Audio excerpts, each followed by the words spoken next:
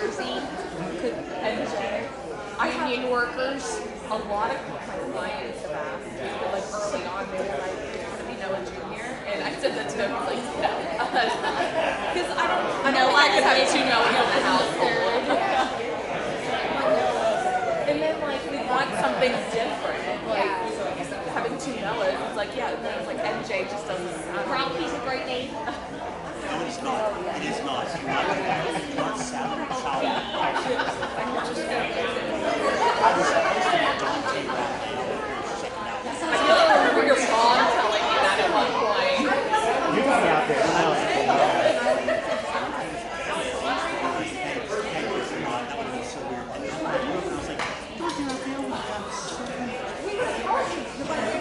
You got no phone line. I would fashion I would open.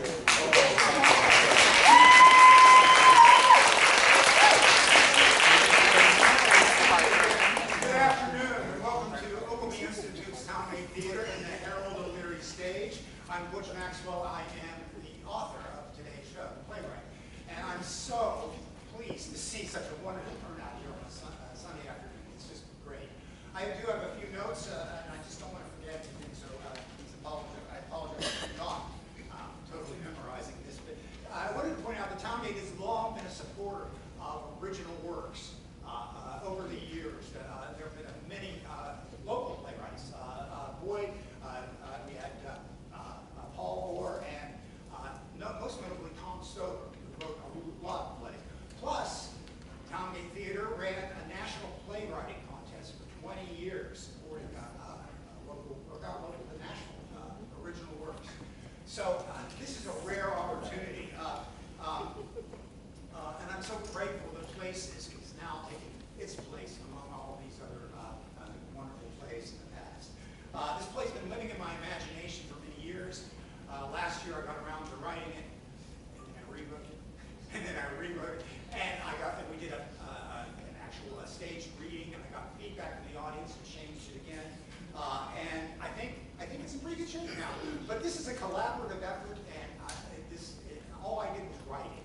I turned it over to Cassandra Minkus, who's the director, and she has done a wonderful job with this very talented cast. Also, I'm really so grateful to have had the talents of Nita Lash and her technical work on this production, and for our crew, who's done a great job too. Their efforts have made everything possible. But most of all, I want to pay tribute to the cast. It's through their talents that they actually brought these characters and breathed life into them. And finally, of course, I want to thank you for showing up and being here. If we did theater and we had no one out here, then what would it all be for? And so thank you for choosing to spend your late afternoon with me today. One brief note, Places is an 80-minute play and 11 scenes. And we perform without an intermission. For tonight's performance, you are welcome to take photography as long as it's not flash, and it's perfectly fine. And right after the show, Cassandra and I are going to offer a talk back. You're not required to stay, but if you'd like to stay and talk a little bit about the experience, then that would be great. Theater only exists in the moment, in the right now, in the here. What happens today on this stage will never happen again in exactly the same way. And I am so grateful that we get to share this together. Thank you so much.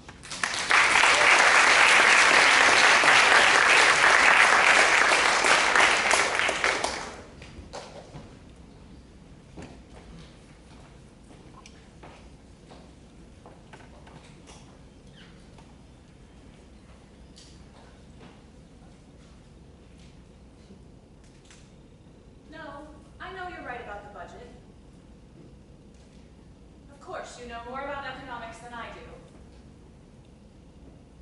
Yes, I probably misunderstood the article.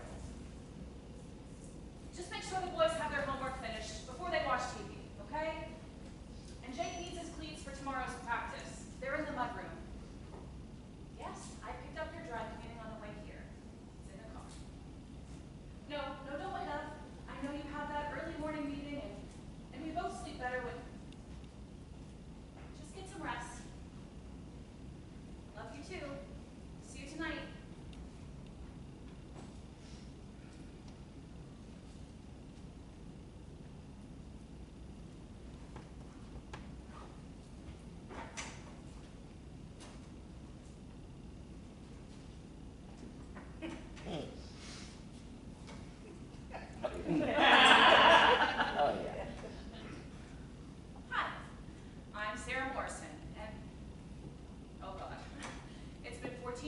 since I've done this. Things are good.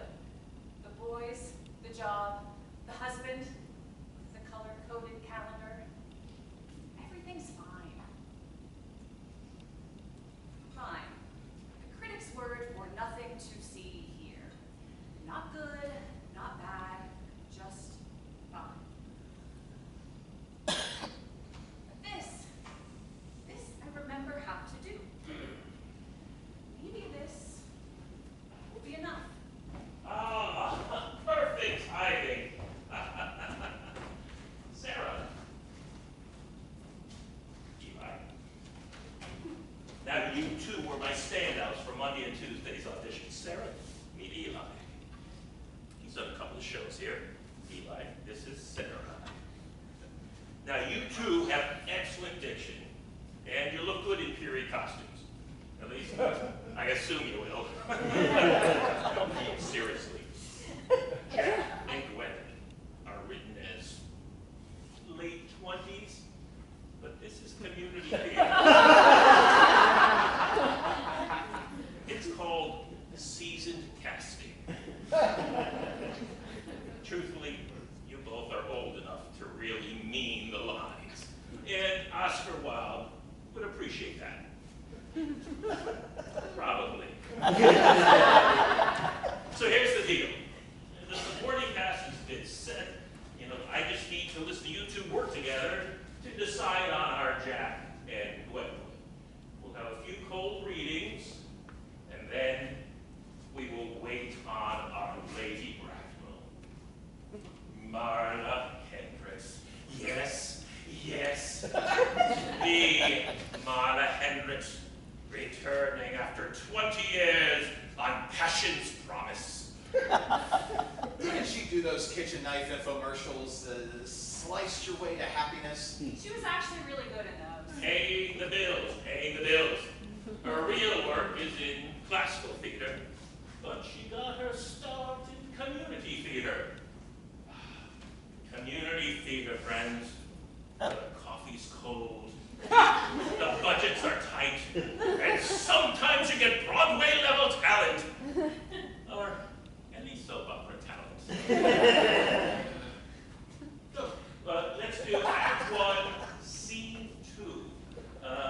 Sarah, you requested Eli Jack. Manners, wit, very proper, very British.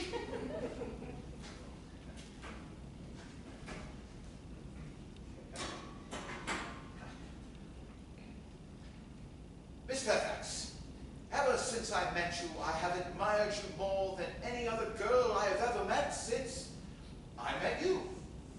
Yes, I am quite well aware of the fact, and I often wish that in public at any rate, you had been more demonstrative.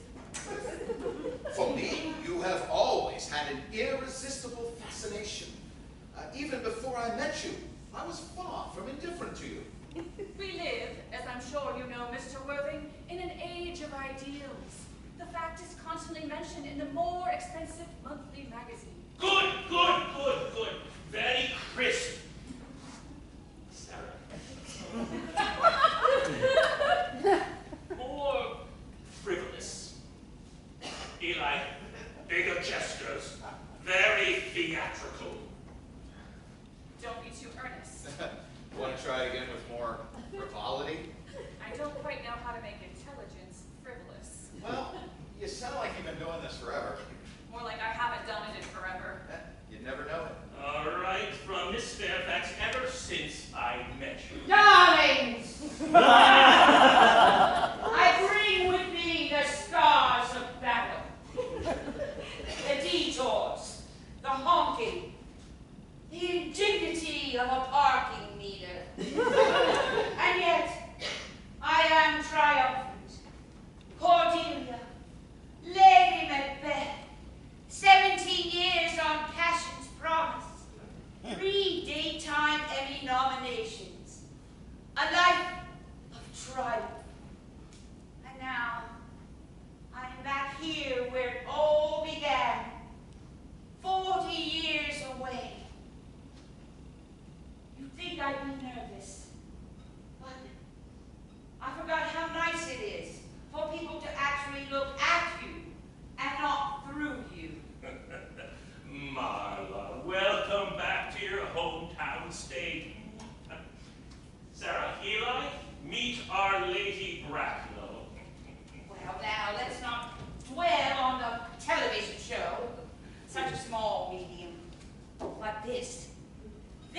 where the real art is. The risk, the connection.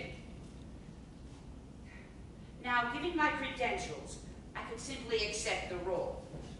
But I believe in collaboration, so I prepared something special.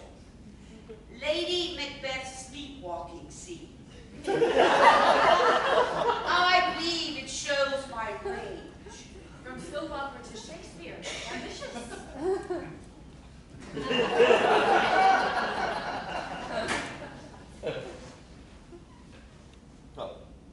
Out, damn spot. Out, I say. 1, 2. Then 'tis time to do it. Hell is murky. Fie, my lord, fie. A soldier and a feared. What we need, we fear, who knows it? When none can call our power to account. Yet, who would have thought the old man to have so much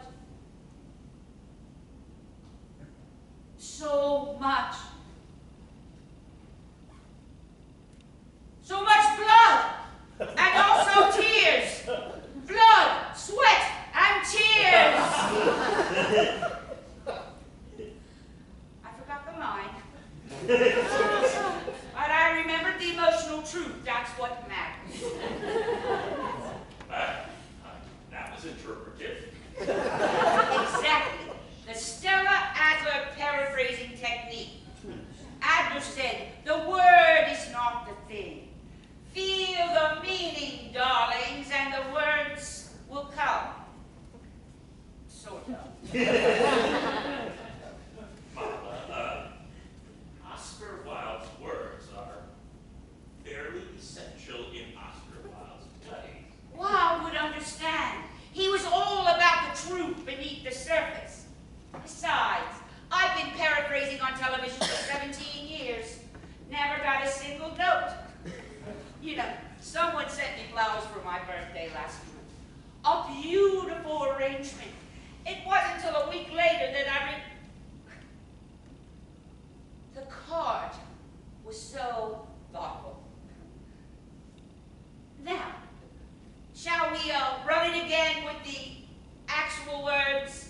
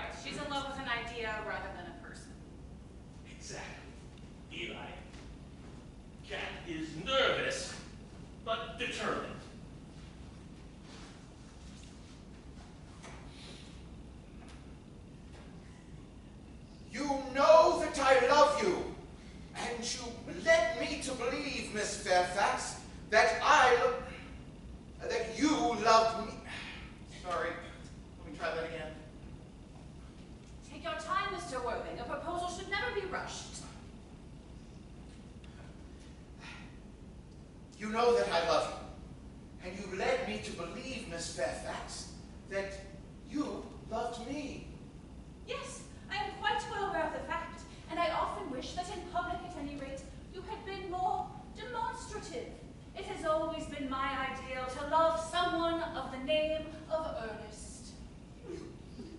love me because of my name?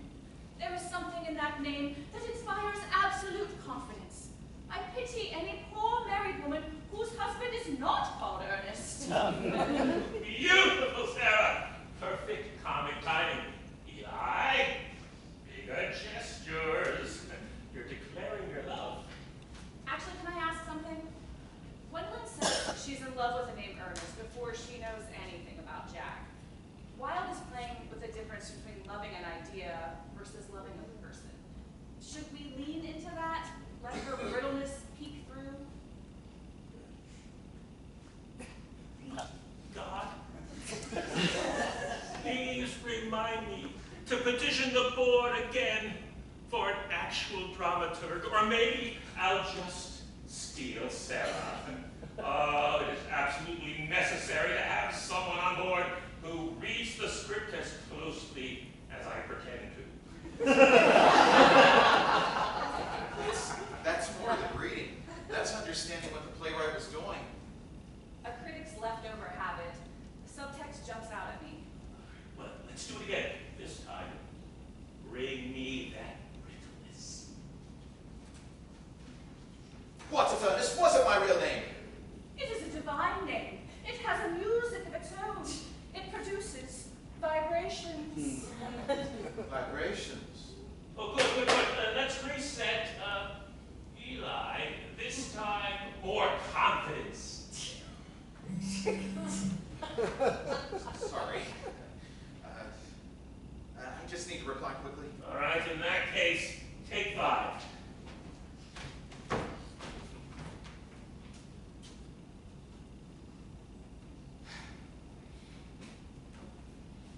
Everything okay? Yeah, my ex. Coordinating drop-off times for our daughter.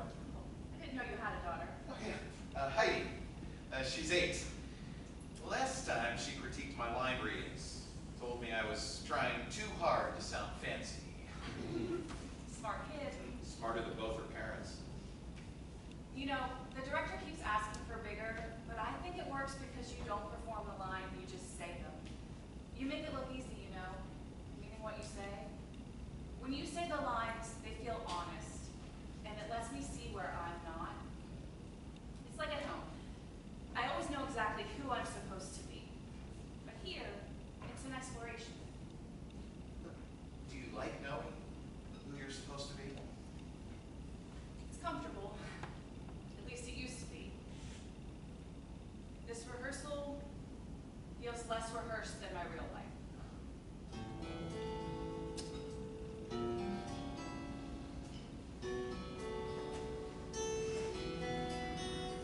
Blaming all my roots, I showed up and done.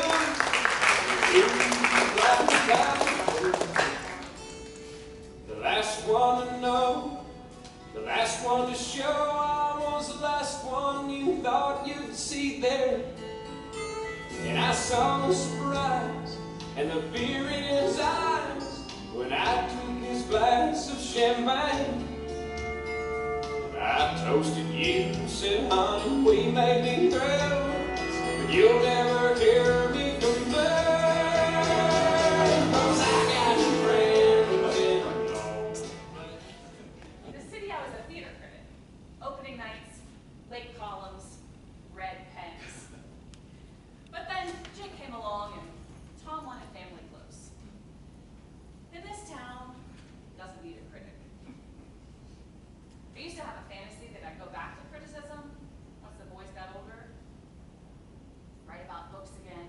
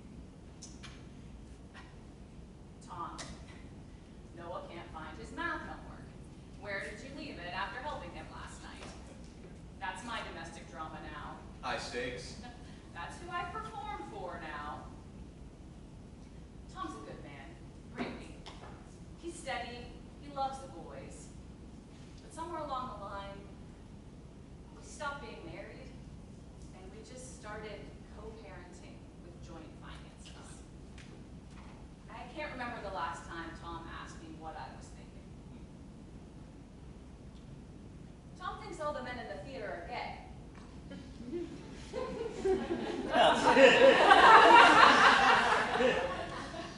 It's convenient. It lets him feel comfortable without ever showing up to see what I'm actually doing. He doesn't see. No, he doesn't. I know that feeling.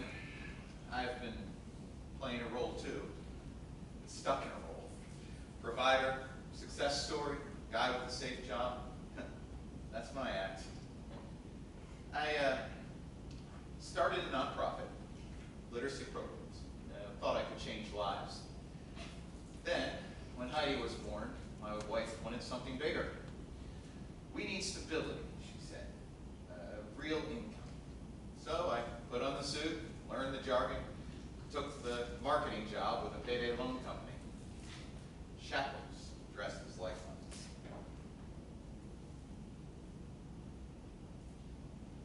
One of my first campaigns targeted single mothers. Don't let your kids miss Christmas. Testimonials, smiling families, presents under the tree. What we didn't show was the 400% interest rate. Then, one day a woman came in after seeing the ad. She brought her daughter, 7 maybe, asked if she could extend her loan again. 3rd time. Little girl was holding a doll from our commercial. My boss loved that campaign. Why not? 2,000 new customers that month. Jesus, Eli. Yeah. So when my wife left and said, "You're not the man I married," she was right. I'd become someone else for her. And she left anyway. But she's the one that wanted you to change. Yeah. Well, after the divorce, I told myself I'd quit, go back to something meaningful. But then there's custody costs and child support and half my paycheck going to lawyers, and Heidi asking why we can't go to Disney World like her friend Sophie. So I stayed. Told myself it was temporary. That was 3 years ago. Why? Because I was afraid. Afraid I couldn't afford her, or afraid her mom was right. You know, sometimes I wonder, which is worse? Being alone or being in a relationship where you feel alone?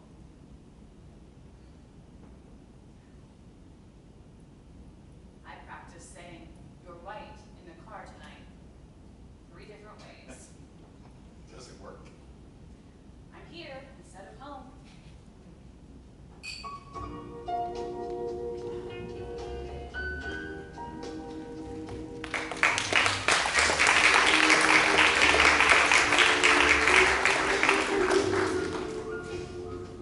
Crazy, I'm crazy for feeling so lonely. I'm crazy,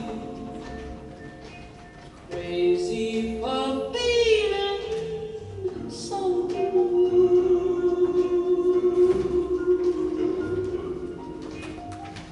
I knew you'd love me as long as you wanted, and then someday you'd leave me for somebody new.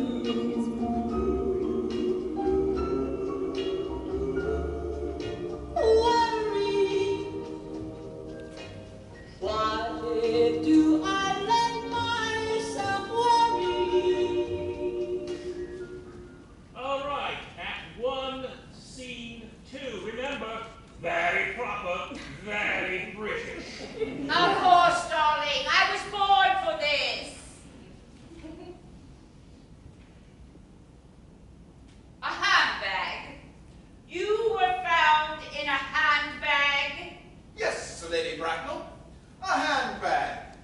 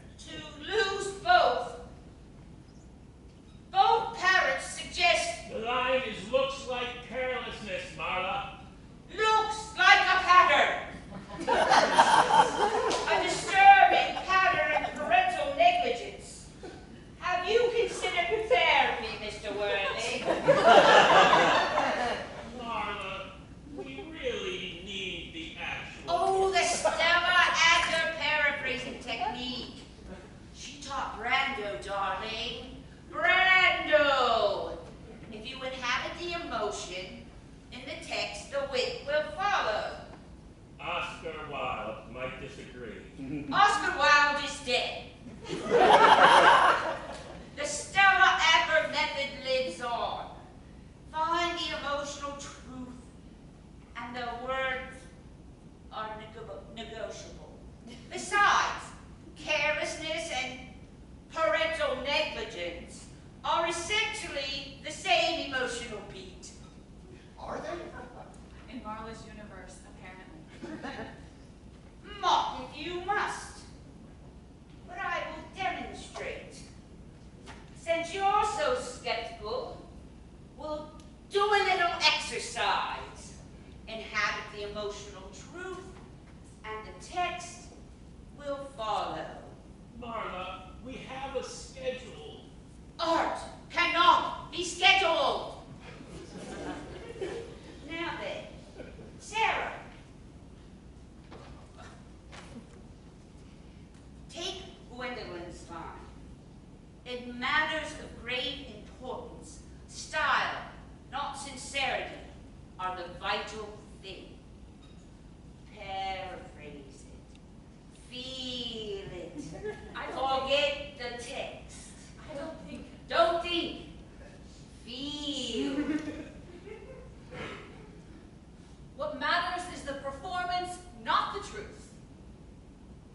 There it is. The truth beneath the wit. You see, the technique does work. That's actually not terrible. Ooh, Eli, your turn. All right, take Jack's line. For the first time in my life, I realized the vital importance of being earnest. I finally understand that honesty matters. Boring. True, but boring.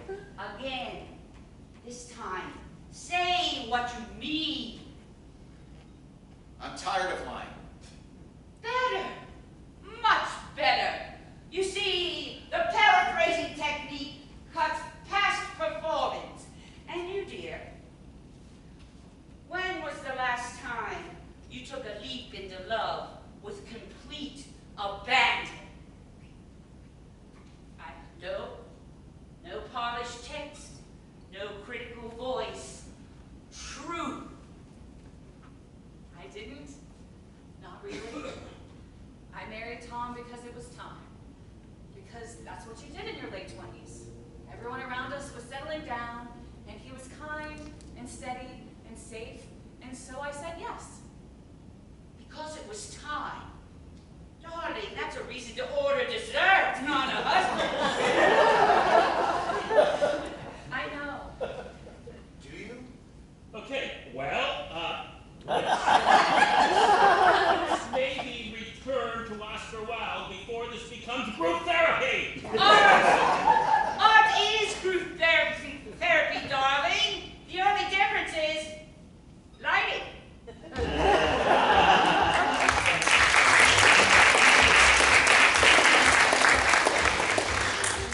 Sweet dreams are made of these. Who am I to disagree? I travel the world and the seven seas. Everybody is looking for something. Some of them want to use you. Some of them want to get used by you. Some of them want to abuse you. Some of them want to be abused.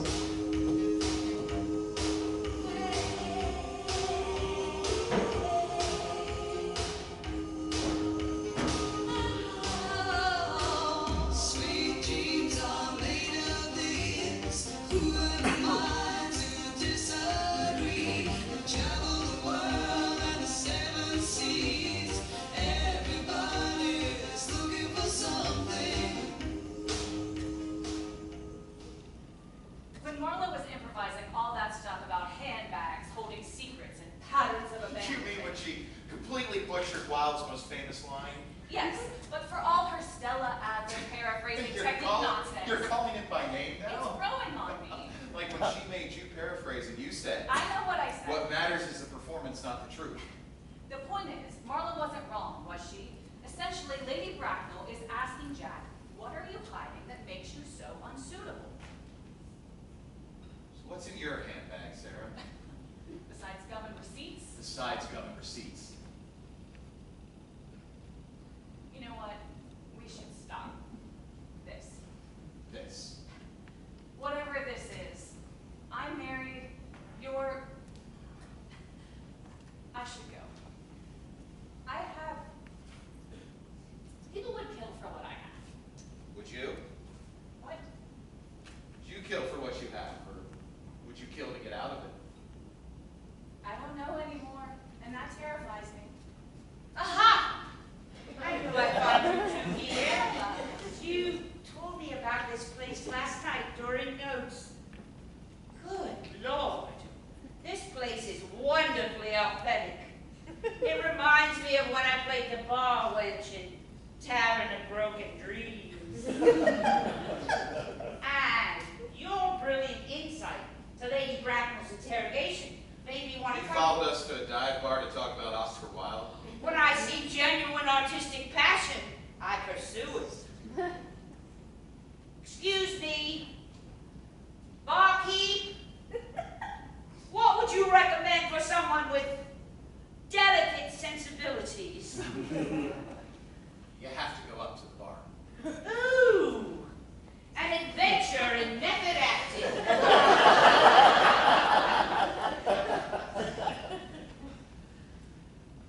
You know what? I should really... Oh, stay.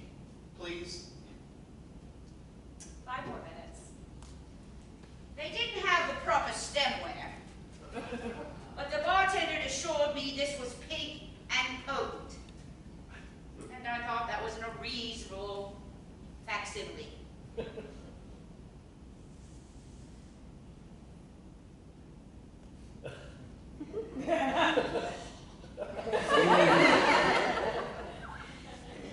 It's medicinal. Now then, Sarah. That handbag speech of mine may have missed some of Wilde's words, but it caught his subtext. We all carry secrets in our handbags, don't we? I mean, why are you here? Is this establishment your secret handbag? It's the only place I can think clearly. At home, everything's assigned. Mom, wife. I always know exactly where I'm supposed to be, but never just me. Darling, everybody in this tavern is looking for something. I spent my 60th birthday eating Chinese takeout, saying I preferred the solitude, very dignified, very actress living on her own and her artistic integrity. A load of crap, actually. So, Sarah, what are you looking for? I'm looking for... I used to have a byline. People argued with me. I loved that. But now my name is just on bake sale sign-up sheets and the PTO roster. It's funny. I spent my 20s finding my voice and my 30s learning how to hide it. I know the type. Don't. I won't.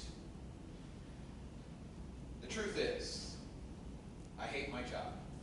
I wake up every morning knowing I'm helping people make terrible decisions, and I do it anyway. Because you make good money. Because the alternative is $30,000 a year to nonprofit. Well, I pretend like I'm content, like it's my job. It is your job. You don't know my marriage. I know performance when I see it. Says the man selling shackles as life. At least I admit it. Secrets, lies, performances. We all have them, darling. Mine's just in a Gucci. Well, I will leave you two to your contemplations. Well, someone has to go home and review the actual words of Oscar Wilde.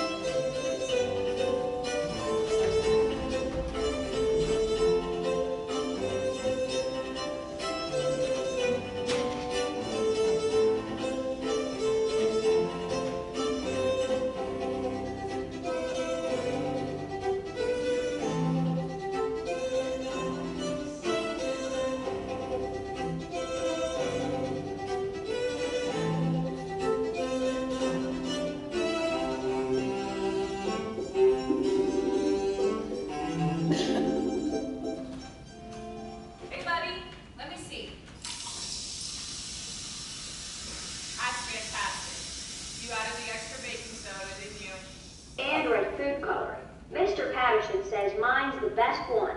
It is. You're explaining it all to the judges on Friday, right? Even the boring chemistry part? Especially that part. Jay, let Mom rehearse. Food coloring. Go wash it off before it stains.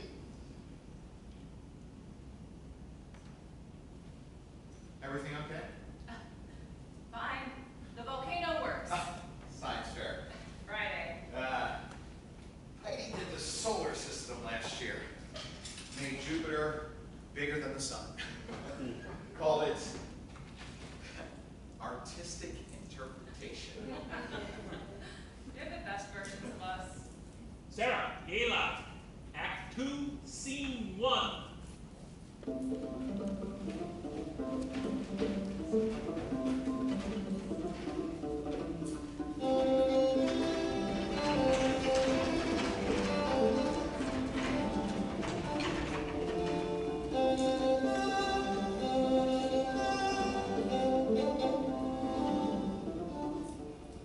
You loved me. I'm too earnest about being earnest. Heidi was right. Maybe you're trying too hard. Can I ask you something? Depends. When you were a theater critic, did you tear people apart? Sometimes, when they deserved it. You see through things, people, and you don't do it to be cruel? I just read a lot of plays. You also say what you mean.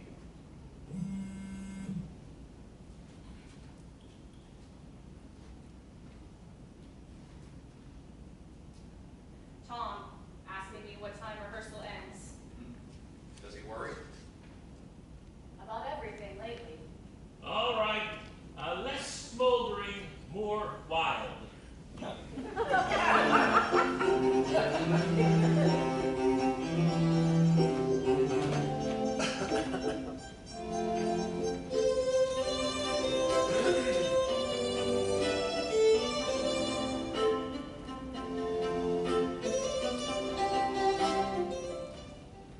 Heading home? Yeah, I just need a minute before going back. Before the performance. Yeah. One company? Yes. I do.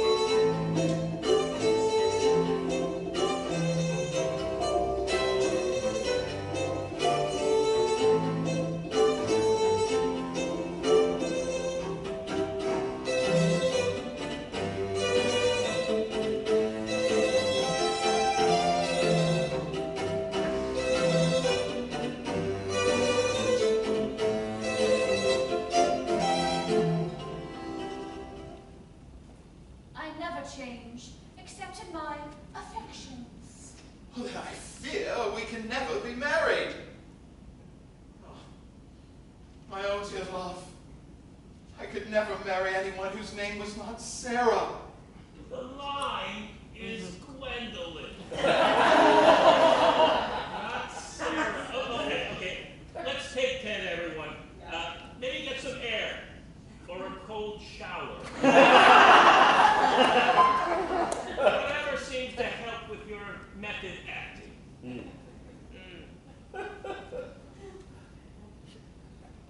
So, what are we going to do about this voltage between us? Probably nothing. That's weird. Tom texted me 3 times in the last hour. Everything okay? Yeah, my phone's been going dead by evening, so I've been carrying a charger. He says I left my charger at home. He's worried he won't be able to reach me. He's at his pickleball match.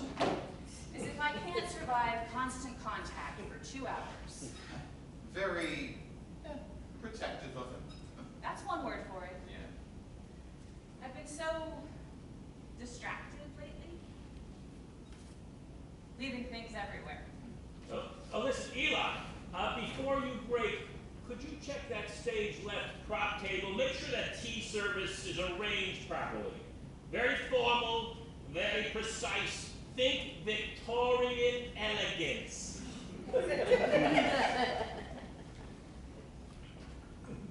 Sarah! There you are. I've been calling, but keeps going straight to voicemail. I left my doubles match to bring you this. Tom, what are you doing here? I told you my phone was dying. You didn't have to leave your game. Crisis averted. Besides, I couldn't have you being unreachable all evening. Besides, I was getting crushed. Mitchell's probably relieved to have a new partner. So, this is where the magic happens, huh? Oh. Sorry, I didn't realize you had company. Tom, this is Eli. Eli plays Jack. Eli, this is my husband, Tom. Nice to meet you, Eli. So, you're an actor. Community theater, yeah, just for fun. Oh, what can I say? The theater bug bit hard.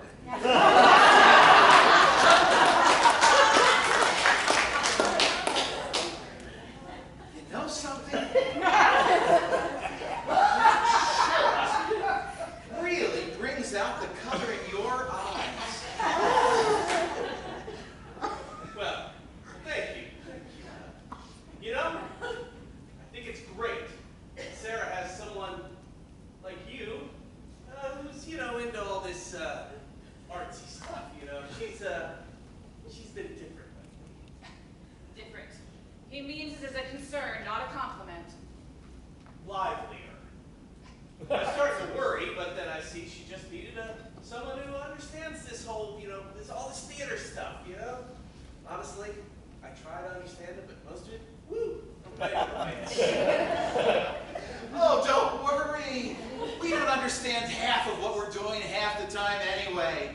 We just say it with conviction and hope the audience buys it.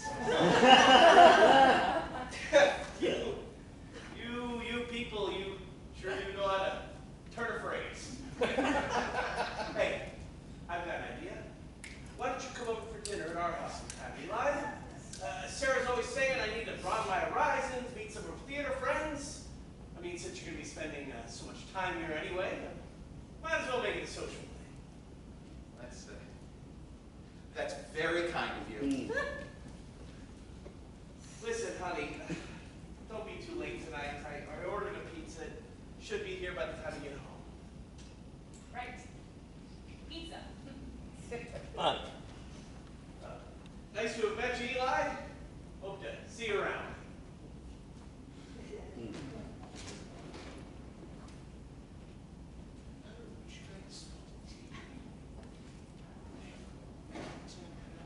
Oh dear, this is shady dust. What the hell was that? That was your husband assuming I'm gay. And I leaned into it because it's what he wanted to see. You told him that shirt brought out the color of his eyes. Did you see how he relaxed? He said, "You people sure do know how to turn a phrase." You people, like you're some exotic species he's learning to appreciate. He even invited me over into his home. Your home. He was so grateful I wasn't a threat. He is a nice person. But you don't owe him the truth just because he's nice. Jesus, Sarah. doing it. Playing a role for convenience. Just putting on a different suit. A pink one. And he believed it. He believed it because it made him feel comfortable. The question is whether or not you want to keep doing that. So I guess at some point I'm going to have to come out as straight.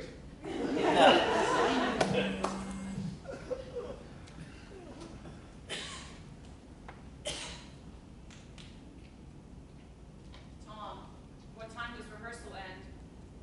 Just make sure you want to get home. Just making sure you're going to get home safe.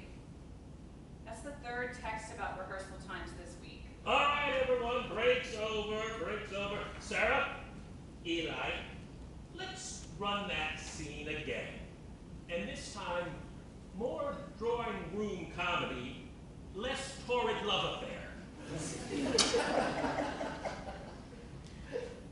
We're going to have to talk about this. Which part? The part where I accidentally came out to your husband? Or the part where we almost kissed during the proposal scene? Both. Definitely both.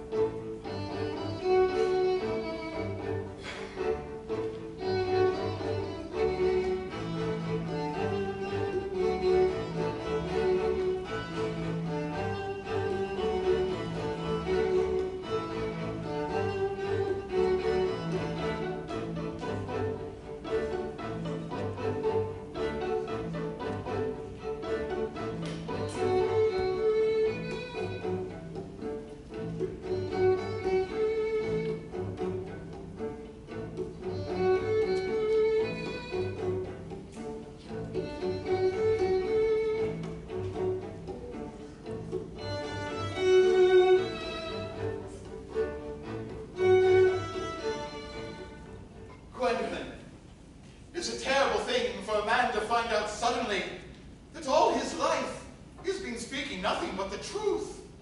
Can you forgive me? I can, for I feel you are sure to change. You really love me, Gwendolyn? Passionately.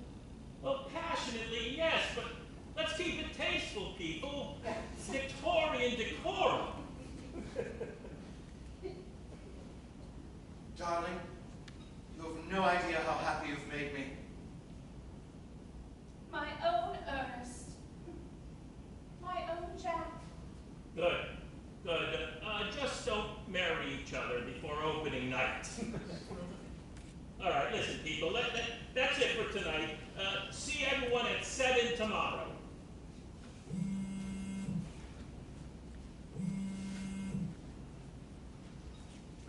Hey,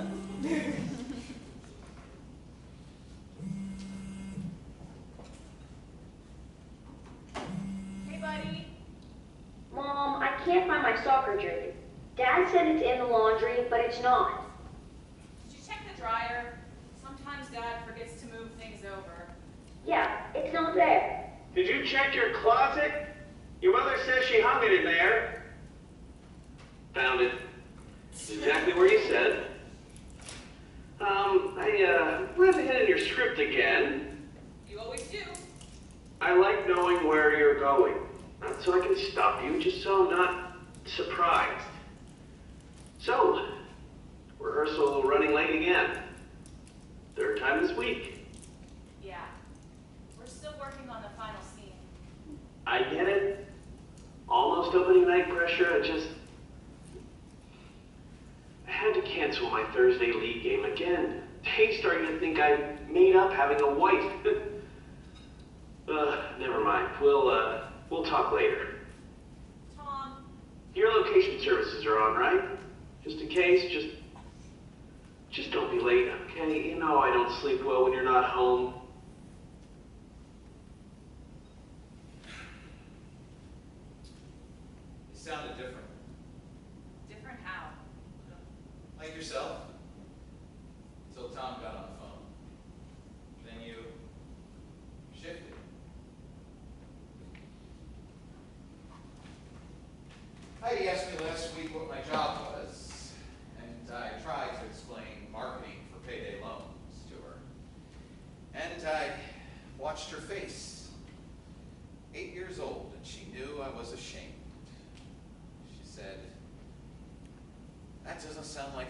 nice thing to do, Daddy. Ouch. Kids don't sugarcoat, do they? No. She's starting to ask real questions. Ones I'm not sure I like my answers to. How many people? 3,000.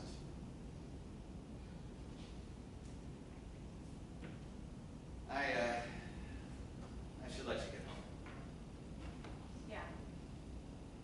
I should.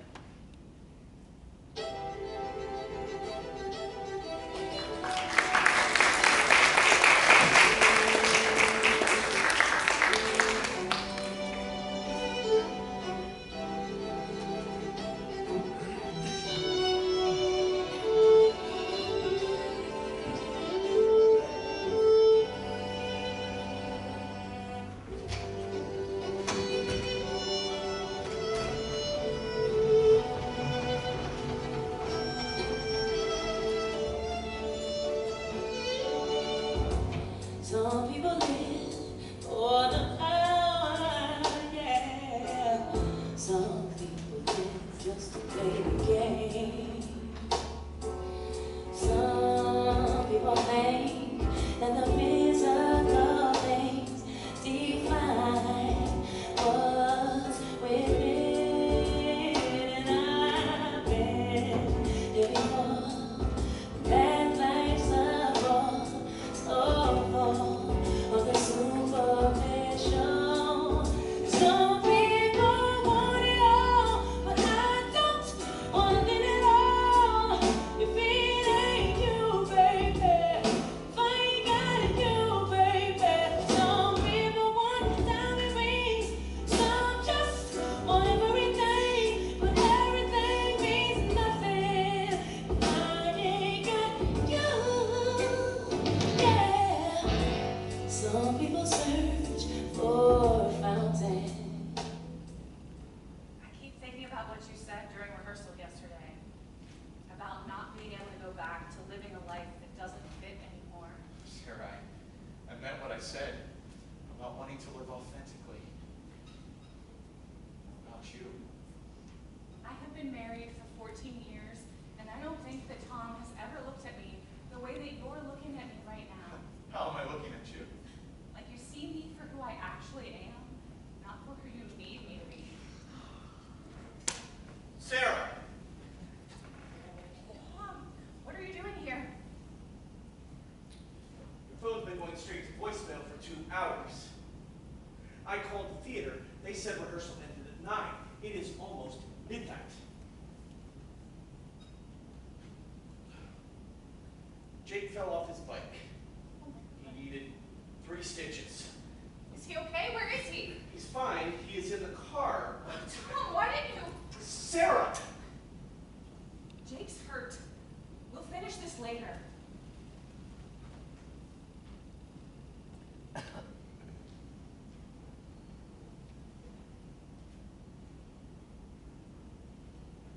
You're not gay. No. You thought I was? I let you think that. You said, my shirt brought out the color in my eyes? Tom, Stop! You know, I've been leaving my pickleball league every Thursday for 3 weeks straight now. I keep telling myself it's fine. She just needs a creative outlet. She'll come back to us. You know, I put that Find My Friends on her phone last month.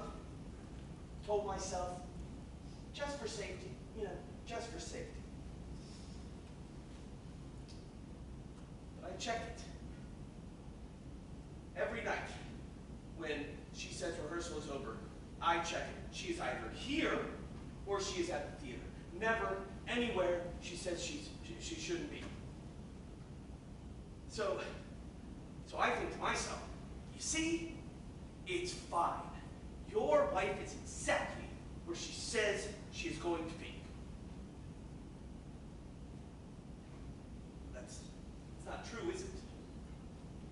In fact, she's somewhere else entirely. Just not with me.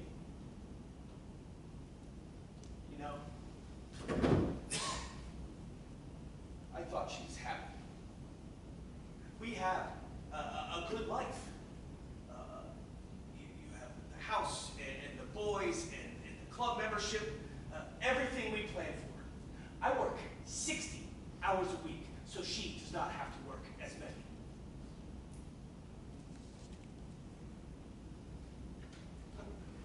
"14 years. 14 years. We had the wedding, and then Jake being born, then moving back here, then Noah, then buying this house. I thought that I knew every version of her. But I guess you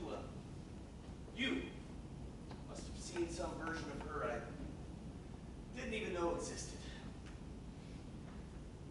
Tom, Don't. Just don't.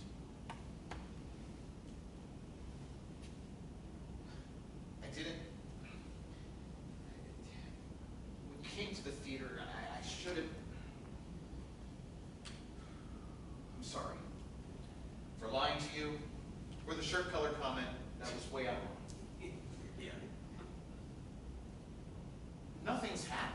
Not the way you think.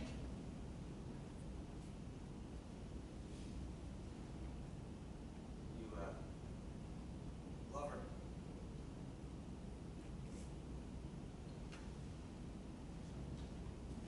Just stay away from my wife. That's her choice, not mine. She's coming home with me. She chose Jake.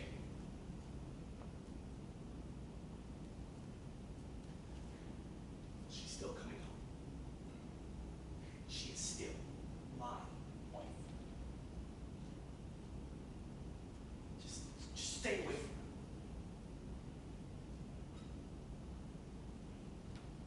from her. I really did like you.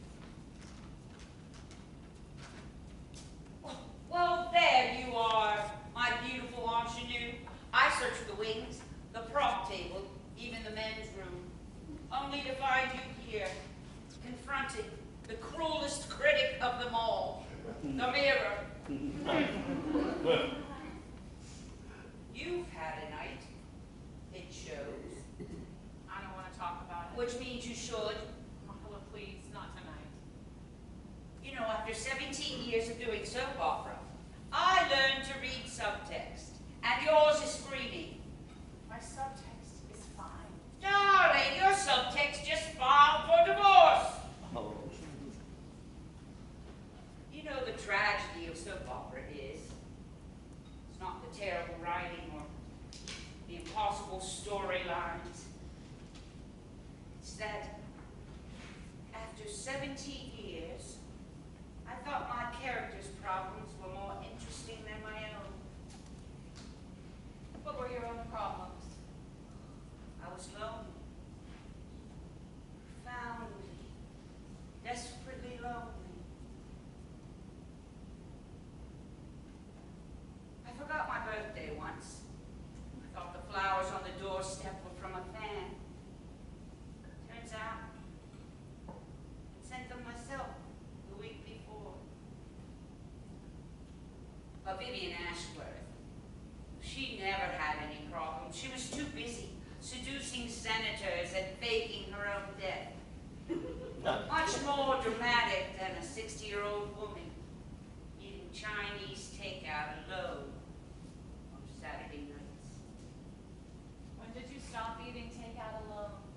When I decided to come home and do real theater with real people who eat real food after rehearsal and drink dubious beverages at the local tavern.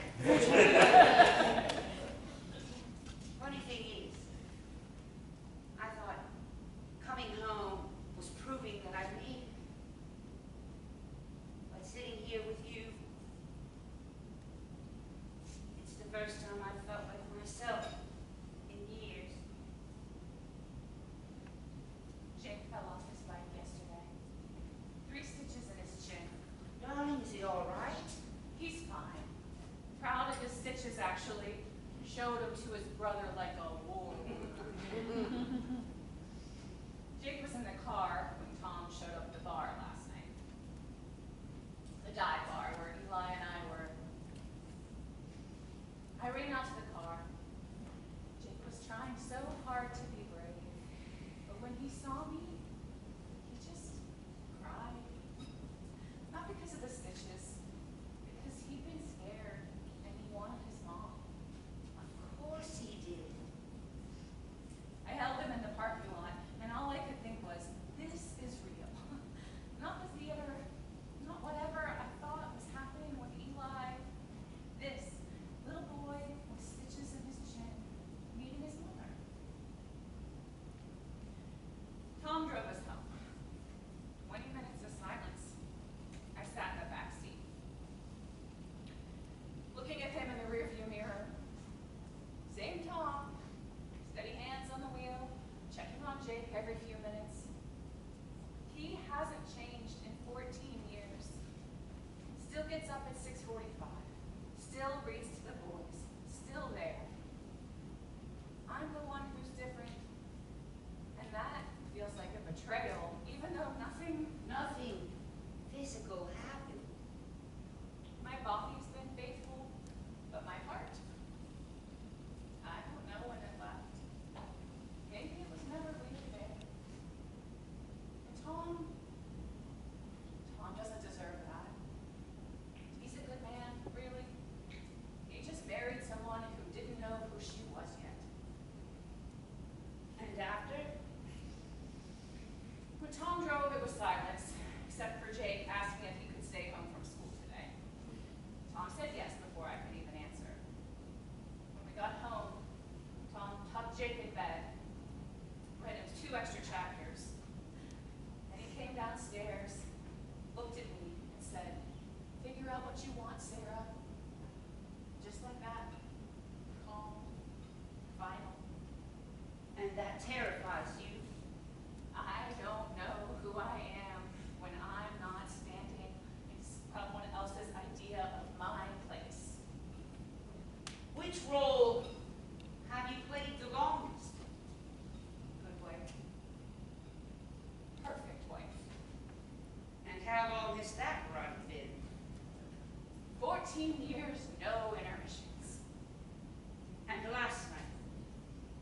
Last night, I tucked Jake in. I kissed him on the forehead, and I told him he was brave. And then I stood in my kitchen. My kitchen. With the boys' artwork on the fridge, and the family calendar, and I didn't recognize my own life. Or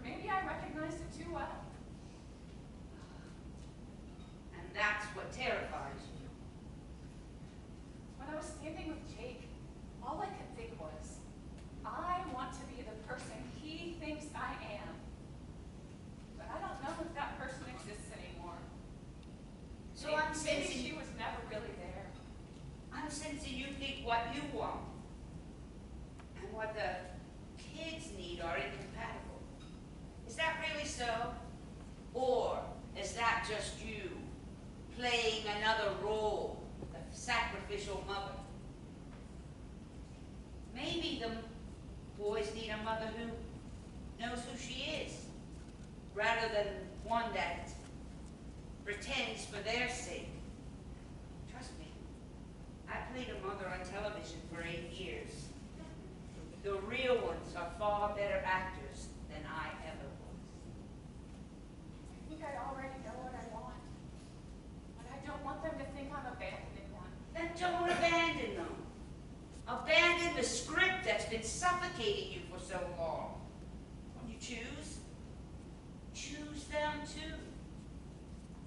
It's not binary, you know. Stay, leaving, mother, woman. Life's far messier than a well-made play. It's time you start rehearsing for yourself. Opening night is long overdue.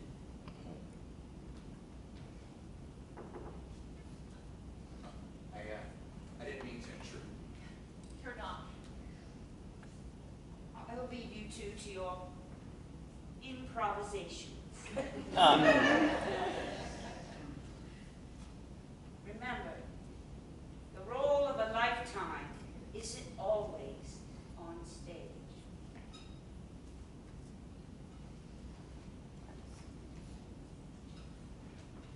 I wanted to tell you something. I called the nonprofit back this morning. Told them yes, half the salary, twice the purpose. You're braver than I am. Not brave, just done. Last week, Heidi had a career day at school. She told her class her dad sells money to sad people.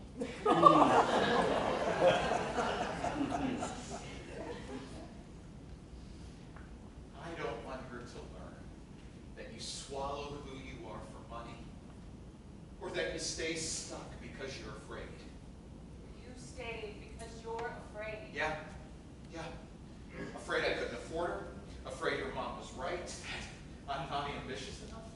Afraid that wanting to do something meaningful makes me naive. But watching you try to find yourself again, you made me realize I can't teach Heidi how to be brave if I'm not brave myself. Honey, I was just thinking the same thing about my boys. What am I teaching them? That you smile when you're miserable? That you stay in a marriage because it's comfortable, not because it's real? I've never done anything like this before, Eli. I've never even thought about it.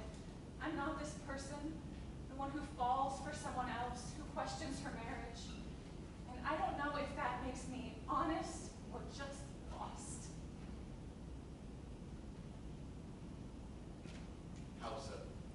How's Jake? Proud of his stitches. Tom was exactly who he has always been. Standing there with Jake, I realized something I had not let myself say out loud. Whatever this is, I cannot let it cost my boys their faith in me.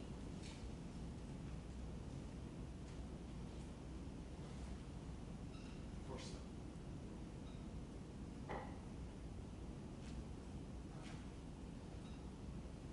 know you'll make the right choices. Thank you. Or I know.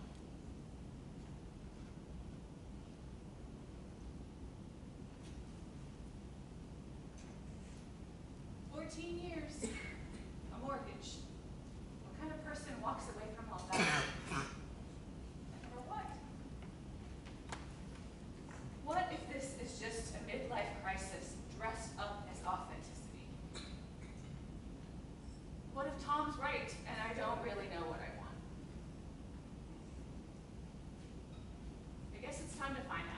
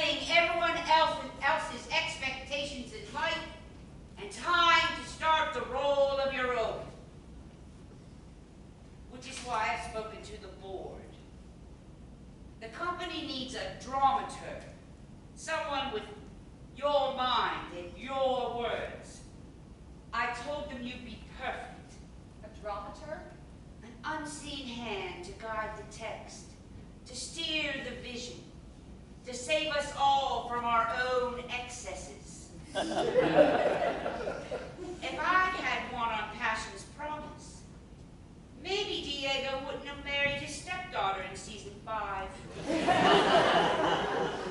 That would have been an improvement. For the stepdaughter, certainly. Think about it, darling. I'm directing A Doll's House in the spring. Without a dramaturg, I might write myself into a happy ending and a kick line. The theater doesn't just have to be an escape. It can be a life. Is he out there, Tom? I don't know. I told him what time it started. He didn't say if he was coming or not. And the boys? They're with Tom's parents. Jake wanted to show his grandfather his stitches. Oh, of course he did. Well, darling, whatever happens when that curtain comes down, you've already made the most important choice. What choice?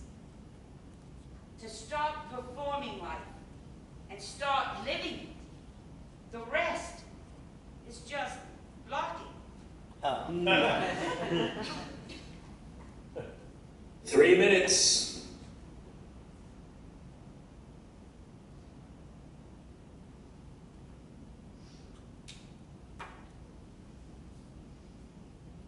When Tom found me at the bar, he read Jake 2 extra chapters. Then he came downstairs. He didn't yell. He didn't cry.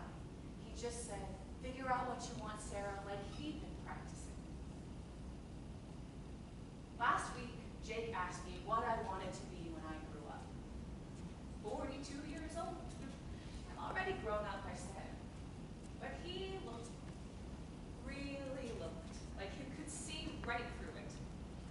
What am I teaching you? That you stop growing? That you choose safety over truth? That's what terrifies me most. That my boys will think that I chose myself over them, when I'm actually trying to choose a version of myself that they can be proud of. Not the one who fakes it through dinner, the one who knows who she is. I stood in their doorway last night, Jake with the stitches in his chin, Noah with his math homework half finished on the nightstand, and I thought, they're watching me. They're watching me and learning how to be a person by watching me. When Jake fell off his bike, I didn't think, I just held him. That's real. I never had to fake that. So Marla offered me a job, a dramaturg, someone who asks the hard questions and tells the truth. Maybe it's time I start answering everyone else's questions and start asking some of my own. I don't know if Tom's out there. I don't know if there's an empty seat where my marriage used to be. For 14 years, I have been standing in the place Tom needed me to stand. Maybe it's time I find my own place, whatever comes next. Places.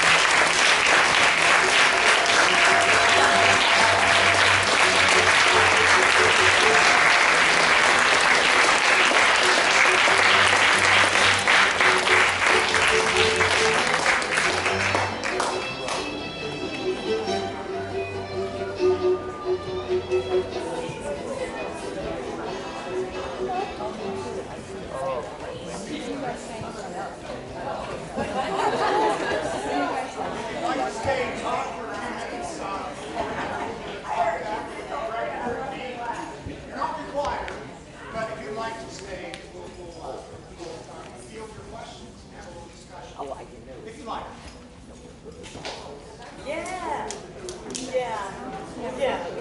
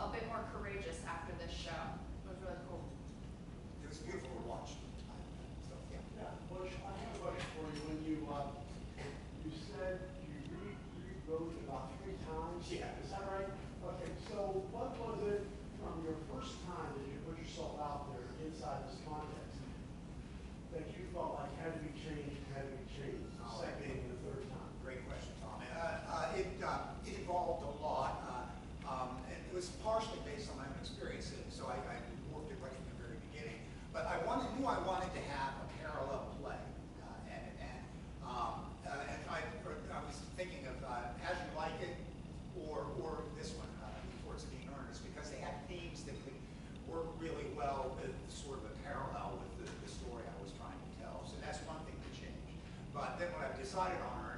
My first draft was the working title was "Earnestly Yours," which was terrible. and it was my wife who gave me the idea of just calling it Places, and it worked thematically beautifully. So that was a great gift. Also, from the read-through, I got some response about the character of Sarah. Many of the young mothers said they related to Sarah, but they didn't like her. and what the problem was that they didn't see her as a mother either, and that's an important part of her life and a huge part of whatever decision that she would make. So I didn't want to write in her home life and have another set piece. You're welcome. So I decided, okay, we're going to show it through phone calls and the theater and those sorts of things like that. So I worked on that. So those were some of the ways that I did. And I also have to say, I was up with Vita when we were at the theater. Good to see you. Another great job, thank you. But what really hit home with me was when you went ahead and the question came up if everybody who's on stage is gay or not. Yeah. Well, I was fortunate enough then to be at the theater with her. And so I was doing some theater work behind the scenes and stuff like that. And then I also was fortunate enough to go ahead and be in athletics up in college. It was amazing how many people in the locker rooms were so interested of what went on behind the curtains. And the people at the theater behind the curtains were asking me, what went on in the locker room? It was just funny. And then I would go to lunch or, whatever, dinner. And so I would see this group over here and this group here, and I'm thinking, if you two would just talk a little bit, you would understand. But I either had to choose to go with the theater group or go over here with the jocks. I mean, it was just kind of funny. And then you bring that up in this, I just thought it was brilliant. Yeah, and actually the guy who runs the performing arts here at Towngate Theatre is a perfect example of somebody who was a high school athlete, a football player, and he now runs this arts group. And and actually he turned down a football scholarship in order to study theater. So it's you can do both. So that's great. Rich. Well, you've famously been known for writing comedies for however long now. Yeah. And when you leaned into this and you said, I'm going to write a drama, which version, you said you've got 3 different versions, which one leaned more heavily on the comedy and this? The subtle comedy that was in here was just enough so that it wasn't, I mean, it was just right. Thank you. Yeah, and that was one of the big learning processes with me was restraint.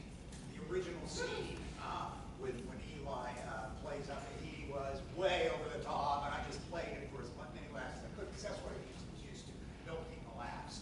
And I thought, no, I want to bring it back. I want it to feel naturalistic, if not realistic, at least authentic.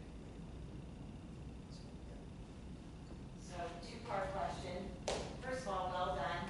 I love coming to the theater, and I'm so proud of what you're doing. The symbolism of the cell phone ringing and taking away from the focus of what you really want to do in life, I thought was very profound. Also, the love affair. Is it wrong that you're not physically, but you're in love with something else because you like that so much in your life? I mean, what's your take on that? Obviously, you wrote the script. Yeah, I think what was kind of central, the kind of burning question to me was, what happens to people in the middle of their lives when they suddenly realize, I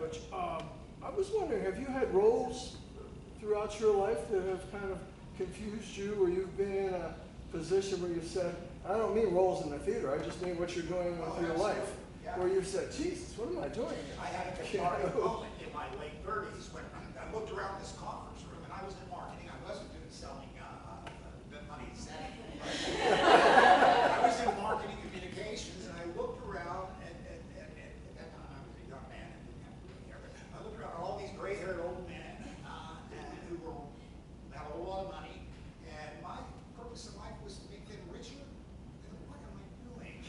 And that's why I started to work for nonprofits and took a great production and salary to me. So that was straight out. That was on diagram. So yeah. Makes sense. Percy, you have a question? I just wanted to touch on what Casey was saying too. I love that nobody was villainized. Everyone was very relatable and human. And having been at the read-through where Sarah was absolutely ripped apart, I think we loved the character, but now she has a direction and a purpose. We see her making that decision based on one thing in her life, what matters the most. Yes. So yeah, I appreciate that. I enjoyed seeing the metamorphosis from then to now. Yeah, because you were the lead. Yes. Yeah, and so you saw that change. Yeah. Was that a question? No, I'm just brandishing my program. Did you have a question for Butch? I did. Yeah. You direct your own work a lot, and you had to, or chose to turn the reins over to Cassie for this. How was that for you as a human and a director who's used to directing your own work? Oh, excellent question. And it was hard, but I asked her to do this. I wanted the experience of having someone else interpret my work. And she changed some stuff, but everything she changed was better. It really was. And I just watched her work with this cast and the crew. So much patience and enthusiasm. And that's really what it takes to direct, is patience and patience and patience. and I could sit out there and be impatient, but I just was quiet. I just, don't say anything. This is not my production anymore, but I was intensely interested in that. I was so grateful. She didn't get paid for this. She did this. She wrote a grant to make this happen.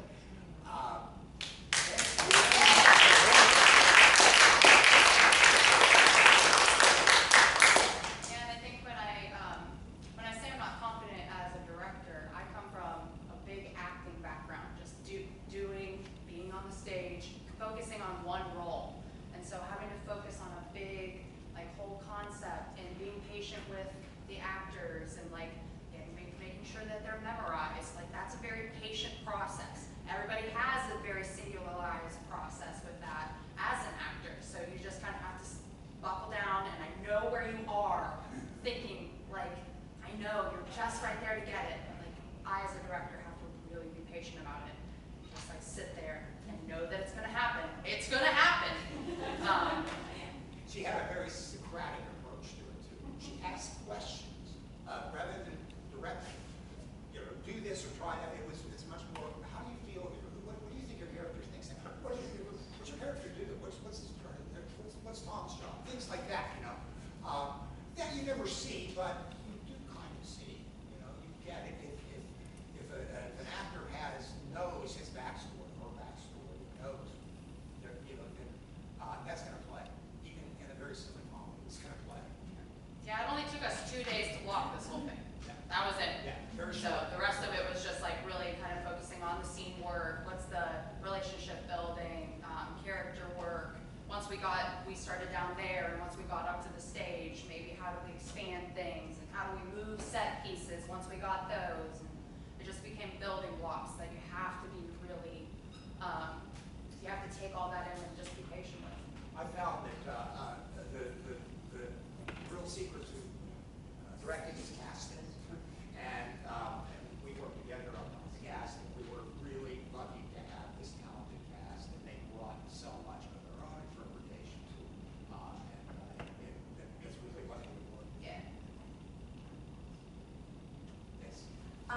Bush, being local and Yes. knowing the people in the cast, in your rewrites, were you influenced by who you wanted to cast already, or was it really open to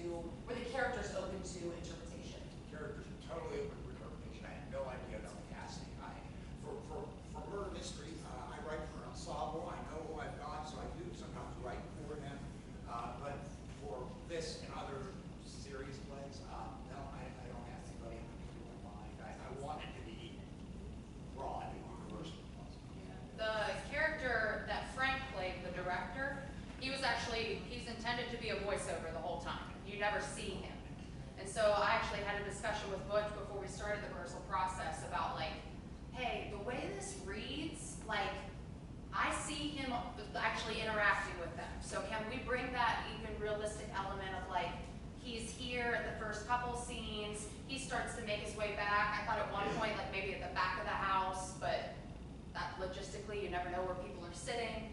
And then of course, like as a director, real time, you would be up in the booth. You'd be making like lighting changes or talking with your crew members. So I wanted to kind of keep that realism. But yeah, just coming back to like having a person in mind, like that was a complete voice. Yeah.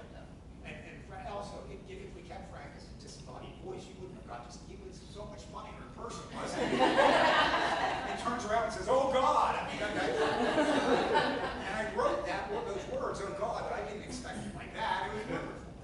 So there were some amazing surprises. It's a collaborative process. That's why I love theater, and it changes every performance, every show. Today was different from last night. It was different from Friday. For sure. And you guys become a character yourselves to kind of that energy kind of vibe for what they're listening to and hearing a reaction to, kind of even become your own little character as well. And in this show production particularly, the theater itself becomes part of the set. Yeah. You've got characters coming in, so that also kind of adds to the fact that this is kind of an homage